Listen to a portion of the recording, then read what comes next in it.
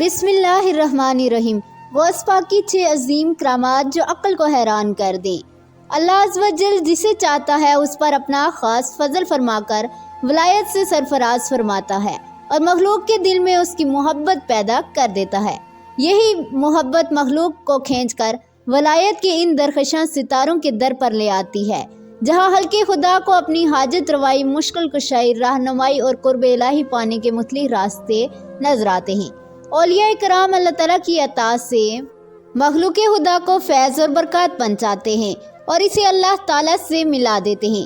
ہلکے خدا کبھی اس فیض و برکت کو واعظ و نصیحت سے پاتی ہے، کبھی اولیاء اللہ کے حسن اخلاق اور عمل سے اپنے باطن کو روشن کرتی ہے، اور کبھی یہی مخلوق اس فیض کو کرامات کی صورت میں دیکھتی ہے اور اپنے ایمان کی کلی اور کے کھلنے اور عقیدے کی گرہ کے مضبوط ہونے کا سامنا کرتی ہے۔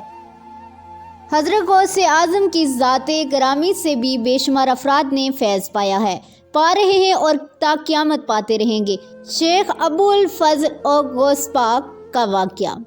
غوث پاک کی تقریر کے دوران کہ میں حضور سیدنا عبدالقادر جیلانی غوث اعظم رحمۃ اللہ کے ساتھ مدرسہ نظامیہ میں تھا۔ آپ رحمۃ اللہ علیہ کے پاس فقہ اور فقراء جمع تھے اور آپ سے گفتگو کر رہے تھے۔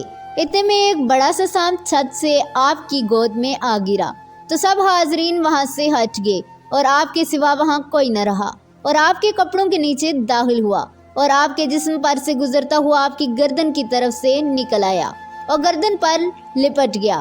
اس کے باوجود آپ نے کلام کرنا موقوف نہ فرمایا اور نہ ہی اپنی جگہ سے اٹھے۔ پھر وہ سانپ زمین کی طرف اترا اور آپ کے سامنے سانپ اپنی دم پر کھڑا ہو گیا اور آپ سے کلام کرنے لگا۔ آپ نے بھی اس سے کلام فرمایا جس کو ہم میں سے کوئی بھی نہ سمجھا۔ پھر وہ چل دیا تو لوگ آپ کی خدمت میں آئے اور انہوں نے آپ سے پوچھا کہ اس نے آپ سے کیا کہا، تو آپ نے اس سے کیا کہا تو آپ نے فرمایا کہ اس نے مجھ سے کہا کہ میں نے بہت سے اولیاء اکرام کو آزمایا ہے مگر آپ جیسے ثابت قدم کسی کو نہیں دیکھا۔ میں نے اس سے کہا کہ تم ایسے وقت مجھ پر گرے ہو کہ میں قضاء و قدر کے متعلق گفتگو کر رہا تھا۔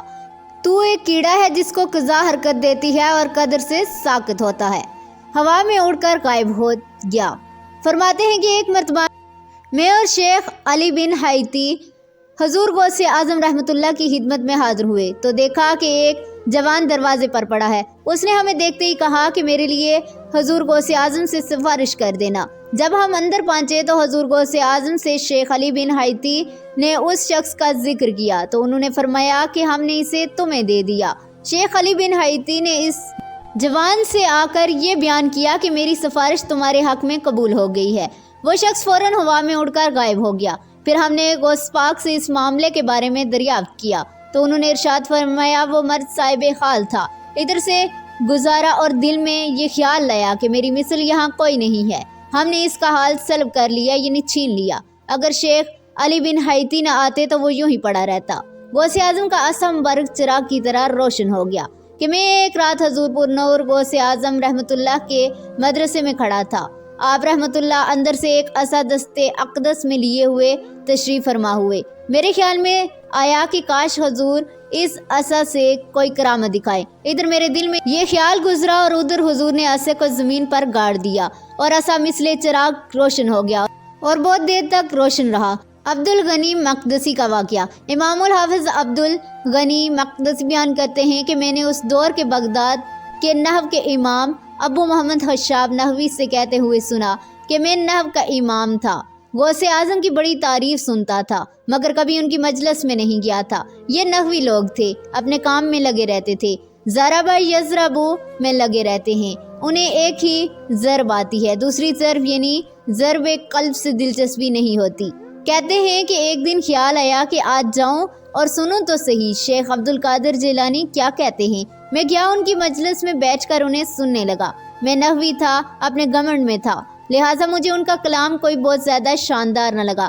میں نے دل میں کہا کہ آج کا دن میں نے ضائع کر دیا۔ بس اتنا خیال دل میں آنا تھا کہ ممبر پر دوران خطاب سیدنا غوث اعظم مجھے مخاطب ہو کر بولے، اے محمد بن خشاب نحوی، تم اپنی نحو کو خدا کے ذکر کی مجلسوں پر ترجیح دیتے ہو، یعنی جس امام کے پیچھے تم پھرتے ہو ہم نے وہ سارے گزارے ہوئے ہیں، آؤ ہمارے قدموں میں بیٹھو، تمہیں نحو بھی سکھا دیں گے۔ امام محمد بن حشاب نحوی کہتے ہیں کہ میں اسی وقت طائب ہو گیا، آپ کی مجلس میں گیا اور سال ہا سال گزارے۔ خدا کی قسم ان کی صحبت اور مجلس سے اکتساب کے بعد نحو میں وہ ملکہ نصیب ہوا جو بڑے بڑے علماء نحو کی کتابوں سے نہ مل سکا تھا۔ ڈوبی ہوئی بارات۔ ایک بار سرکار بغداد حضور سیدنا غوث پاک رحمۃ اللہ علیہ دریا کی طرف تشریف لے گئے۔ وہاں ایک 90 سال کی بڑھیا کو دیکھا جو زار و قطار رو رہی تھی۔ ایک مرید نے بارگاہ غوثیت رحمۃ اللہ میں عرض کیا، مرشدی، اس ضعیفہ کا عقلودہ ہوبرو بیٹا تھا، بیچاری نے اس کی شادی رچائی، دلہا نکاح کر کے دلہن کو اسی دریا میں کشتی کے ذریعے اپنے گھر لا رہا تھا کہ کشتی الٹ گئی اور دلہا دلہن سمیت ساری بارات ڈوب گئی۔ اس واقعے کو آج 12 سال گزر چکے ہیں، مگر ماں کا جگر ہے، بیچاری کا غم جاتا ہی نہیں۔ یہ روزانہ یہاں دریا پر آتی ہے اور بارات کو نہ پا کر رو دھو کر چلی جاتی ہے۔ حضور غوث اعظم رحمۃ اللہ کو اس ضعیفہ پر بڑا ترس آیا۔ آپ رحمۃ اللہ نے اللہ عز و جل کی بارگاہ میں ہاتھ اٹھا دیے، چند منٹ تک کچھ ظہور نہ ہوا۔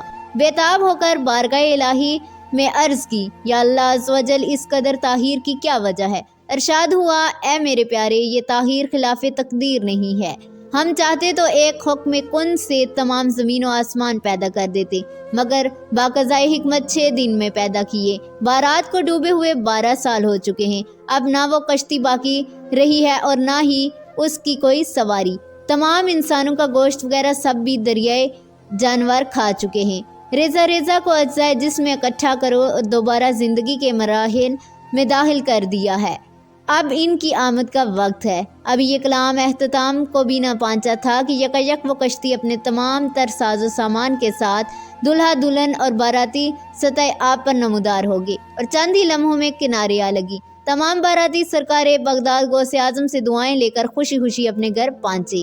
اس کرامت کو سن کر بے شمار کفار نے آ کر سیدنا غوث اعظم کے دستے حق پر اسلام قبول کیا۔ ناظرین کمنٹ میں ضرور بتائیے گا آپ کو ویڈیو کیسی لگی۔ اگر ویڈیو اچھی لگی ہو تو پلیز ہمارے چینل کو ضرور سبسکرائب کیجیے گا۔ اللہ تبارک و تعالی ہم سب کا حامی و ناصر ہو، دعاؤں میں یاد رکھیے۔